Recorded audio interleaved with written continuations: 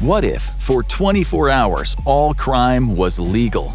But this isn't the purge, this is real life. What would happen over that terrifying day and night? And could society survive in the aftermath? Find out on today's episode of The Infographic Show. What if all laws were suspended for 24 hours?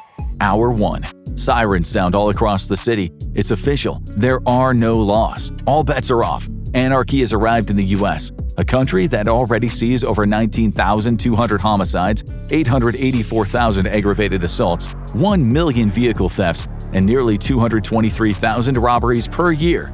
Now has no rules holding any of it back. John is an average guy. He doesn't want to hurt anybody. Maybe just do some party drugs and snag himself a nice watch. He's out on the street when it begins. Like many others, curious just to see what'll happen. Richard has wanted this for a while. Armed with a knife and a handgun, he's setting out into the city with a bucket list of atrocities that he wants to commit by the time the night is up. Alice, a single mother of 2 struggling to get by in the suburbs, is still at home. She's locked her doors, boarded up her windows, and barricaded every entrance. She's terrified of what the coming hours will bring for her and her children, and the world that'll be left over for them afterward. On an average day in 2017, the FBI recorded a violent crime every 24.6 seconds and a property crime committed every 4.1 seconds. A robbery every 1.7 minutes, a motor theft every 40.9 seconds, an aggravated assault every 39 seconds, and a murder every half hour. Time to watch those numbers skyrocket. Hour 2. The fun begins. In the first hour, things were strangely quiet. Very little crime actually happened. No one wanted to be the first to get arrested. But what if the system suddenly snapped back and you were the one left to be holding the bag? But after the first few gunshots and broken store windows in the center of the city, mob psychology kicks in. John has joined a crazy street party where neon and day-glow ravers are in a chemical haze. The majority of the human population aren't violent monsters after all. They wouldn't start assaulting and killing people just because there weren't any legal consequences. 26% of all American arrests are for drug-related offenses. That's 1.16 million people every year caught up somewhere in the drug trade. Who could blame these folks for indulging when the legal risk is gone? Richard, on his quest to get even, has seen people fighting it out in the streets. These aren't psychopaths, they're people with grudges taking out their frustration. Richard decides to use them as target practice, firing off random shots before running away. Adrenaline coursing through his veins. Already, the chaos rises. Hour 3. Even without the authority of their badges, some cops and emergency responders are taking to the streets to try to keep the peace. But they're coming up against crimes they never expected. Speeding is one of the most common and deadliest crimes in the United States. In 2022, it killed 33 people a day and accounted for 29% of all traffic-related fatalities. A 2020 study revealed that while 82% of drivers agreed that speeding is dangerous, only 35% said that it was unacceptable, and 9 out of 10 admitted to doing it anyway. So in a world without laws, it's going to get worse. Adrenaline junkies in high-performance cars start drag racing through city streets, hitting speeds 3 or even 4 times the legal limit, and there's nothing anyone can do to stop them. Hour 4. Stealing is proving to be a lot harder than John thought. Much like in the 1992 Los Angeles riots, many of the owners of smaller independent stores are waiting at their doors with shotguns and rifles. They still need to make a living after these lawless 24 hours, so they're not going to risk their livelihoods for a night of crazy fun or bloody revenge. Chain stores, however, are fair game. Their merchandise and buildings are all insured, and nobody is making minimum wage as a cashier at Target or Trader Joe's and going to risk their lives to protect the merchandise. John joins the looters in smashing down the windows and running inside to collect some ill-gotten goods. The National Association of Shoplifting Prevention estimates that 1 in 11 people shoplift during their lifetime, and more than $13 billion worth of goods are stolen from retailers in the United States each year. But by the time John is there, most of the good stuff is already gone. So he makes off with a case of beer, an extra-large bag of Cheez-Its, and a hockey stick. It was really about more the thrill of getting to steal for free rather than stealing anything actually worthwhile anyway. Hour 5. Gun violence is one of the United States' deadliest epidemics, killing almost 47,000 people in 2023 when laws were in full effect, and 38% of those deaths were murder. So it stands to reason that in a world where these laws no longer exist, this would get even worse.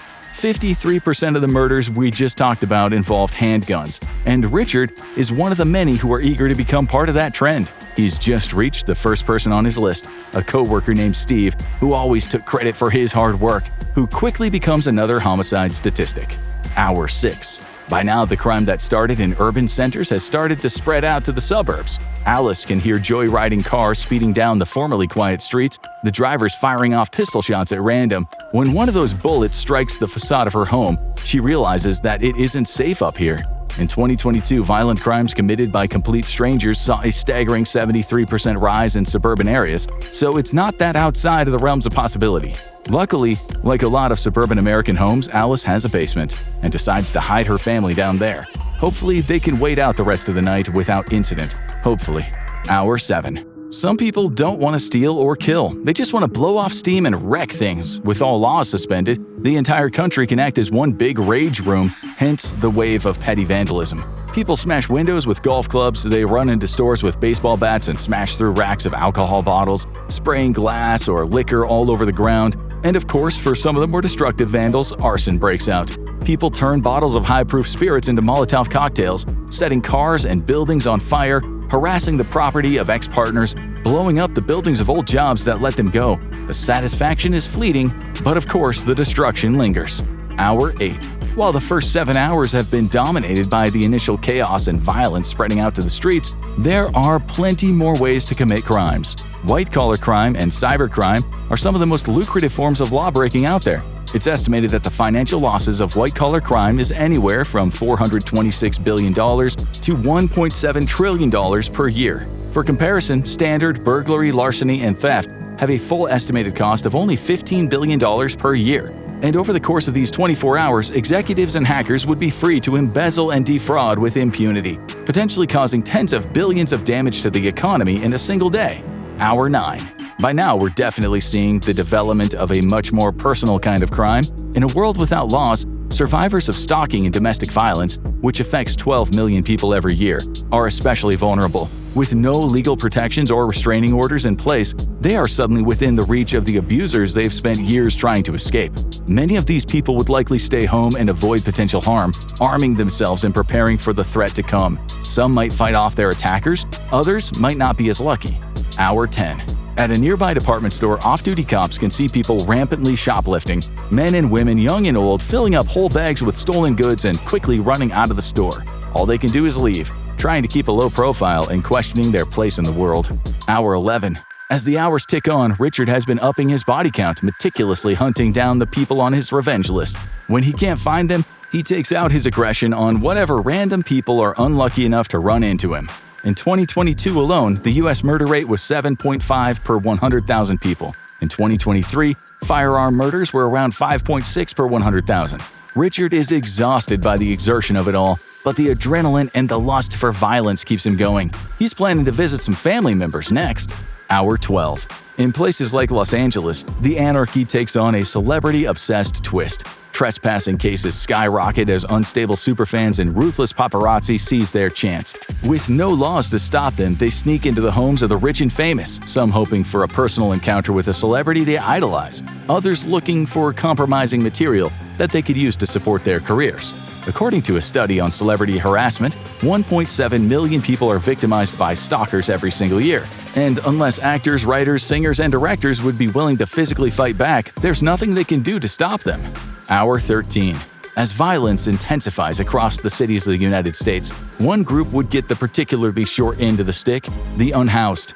As of 2024, there were over 771,000 homeless people across the United States, having been left behind by society. They're also afflicted by violence in a disproportionate manner. Homeless women surveyed in 2022 said that 48% had experienced physical violence without a weapon, 18% with a weapon, and the men don't have it much better. In LA in 2021 alone, 85 people experiencing homelessness were murdered. In the lawless zone, it gets so much worse. People without homes take the opportunity to try to steal money or food to help them turn their lives around, but many become victims of horrific violence from people giving in to their worst impulses. Plenty of these unfortunate people are simply left dead in the streets. Hour 14. From the city to the suburbs, Alice can hear something happening upstairs. People are hammering through her windows and barricades with fire axes and sledgehammers. She built them well, but it would only hold them for so long.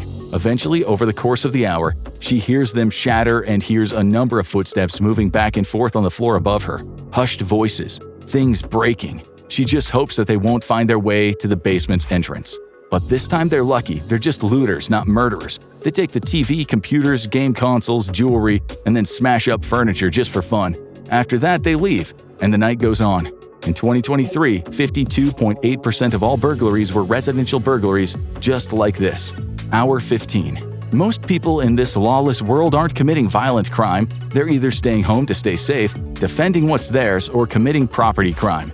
But one of the notable exceptions is people who are already used to committing violent crime – gang members. According to the FBI, some 33,000 violent street gangs, motorcycle gangs, and prison gangs are criminally active in the U.S. today. And a lawless world would be a perfect time for those gangs to make brazen grabs for each other's territory. Bloods are having gunfights with neo-Nazi biker gangs in the streets, cartels are leading daring raids on each other's stash houses, yakuza and triads duke it out openly on American soil, and there is plenty of blood in the gutter as a result, some of which comes from innocent people caught in the crossfire. Hour 16. The independent store owners who stayed behind to guard their livelihood aren't out of the woods yet.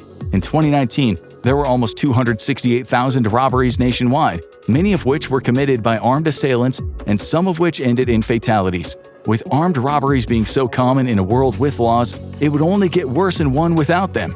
And plenty of people are in economically desperate situations enough that they're willing to risk their lives and the lives of others in an armed robbery. They know it's a risk, but it's one worth taking. The result is Wild West-style gunfights between armed store owners and the desperate robbers trying to get into the contents of their cash registers. Naturally, many die in the process, and in many cases for less than $200 worth of cash. Hour 17. Off-duty cops are failing to curb the chaos. Officers who remained in uniform, hoping that the appearance of authority might still carry some weight, quickly become targets. Gangs and vindictive criminals seeking revenge for past arrests see an opportunity. Several officers have been killed over the course of the night, and as morning breaks, most of them make the wise decision to ditch their uniforms. Knowing there are only 7 hours of suspended law left, they decide that it'd be best to lay low and stay alive. Others won't be so lucky. Hour 18. Without the threat of prosecution, plenty of people decide it's the perfect time to live out bizarre, illegal bucket list items that they'll probably never get another chance to do.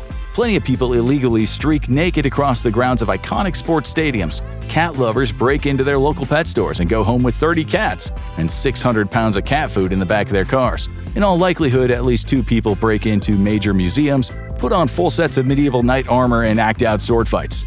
Hour 19. As lawlessness sweeps the U.S., plenty of dangerous individuals are making their way to Washington, D.C. Thousands of heavily armed lunatics have rolled into the Capitol and are trying to stage a coup against the president and top political figures, and only the Secret Service are capable of fighting them off. The president, along with some key members of their cabinet, has already been extracted and taken to a secure bunker in an undisclosed location, but that doesn't stop the other top political brass from needing to run away from or fight off the violent hordes.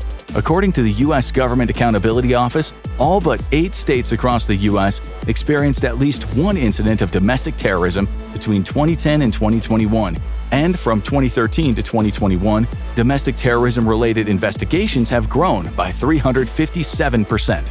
Hour 20. With only 4 hours left, desperation is really taking a toll on the people now. It's possible that over the course of this period, we might see a new form of crime entering the books: organ murder. For context, the American organ donation waitlist is around 103,000 people long, and that is a long and dangerous wait, with 17 people dying each day while waiting for an organ. With this level of urgency, it's extremely possible that someone affected might resort to murder in order to extract organs for a transplant into their own body. Given that they couldn't be held responsible for what they did on this day, it might be some people's only hope of skipping the line. Hour 21. John has been having the day and night of his life. He's taken so many forbidden substances and drank an obscene quantity of booze. He's done plenty of vandalism, stolen some great souvenirs, and with only a few hours left, he had a dream he wanted to fulfill: driving the kind of supercar that he'd never be able to afford. After breaking into a luxury car showroom and reading some of the articles online on hot wiring, John's able to drive the car right off the lot and accelerate to top speed.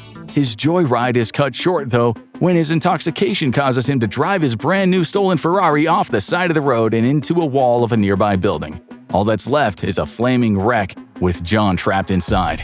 There are more reasons than just legal consequences to avoid driving intoxicated. According to the National Highway Traffic Safety Administration, around 42,500 people died in traffic crashes in 2022. That includes an estimated 13,500 people who were killed in drunk driving crashes involving a driver with an illegal blood alcohol content.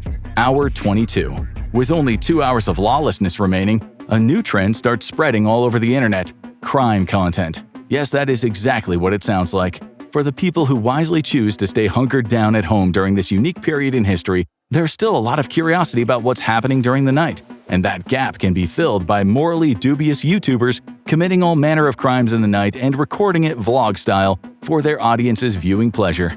And these YouTubers would be particularly dangerous. The more extreme crimes they commit, the more likely they are to grab the audience share from their competitors of this new and extremely unethical form of content.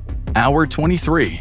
For Richard, it's been an incredibly successful night. Amongst all the chaos, he's been able to strike off many of the names on his list. Tiny flecks of blood are all over his clothes, and with only an hour left to have his fun, he's going to do something special for his next victim, a girl who rejected him back in high school that he still held so much resentment towards. He finds her house and barges his way inside, but she doesn't seem to be there. However, that's an oversight on his part. She's been hiding in her house all night with a baseball bat, and the second she sees Richard's knife, she takes initiative, running in and striking him with her bat. Richard falls to the ground, just one more victim of the night. Hour 24. As we reach the 24th hour, the sirens blast and legal crime officially comes to an end. Of course, plenty of people keep on stealing, vandalizing, and fighting for several hours afterwards. After all, how would anyone prove that they hadn't stopped before the buzzer? Police and the National Guard are dispatched across the country to subdue the remaining rioters, and hospitals do what they can to process the millions of wounded. But for all of those who survived the ordeal, the consequences aren't over. Inevitably, at least tens of thousands of people likely would have been killed, their bodies left in their homes or littering public places. Infrastructure would have been damaged. Roads, cars, property, and trust in the governing institutions of the country. Millions will have felt abandoned and left in critical danger by the forces meant to protect them. It will take generations before those societal wounds heal. And of course, some people, having gotten a taste of crime on that fateful night, wouldn't be able to stop.